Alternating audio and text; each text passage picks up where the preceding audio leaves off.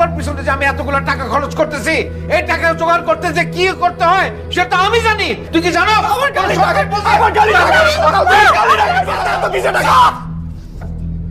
এসব চলতে থাকলে আমি কিন্তু আল্লাহর কসম নিষ্কায় মরবো। এই অশান্তি আমার আর ভাল লাগতেছে না। আর কত সহ্য করব?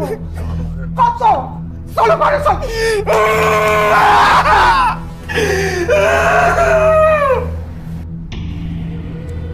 তুই একটু ভেতরে যা, আমি একটু ওর সাথে কথা বলবো।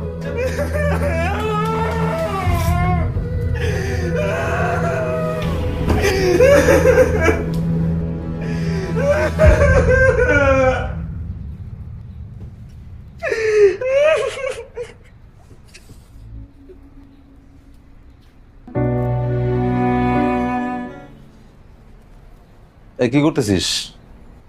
পড়তেছি।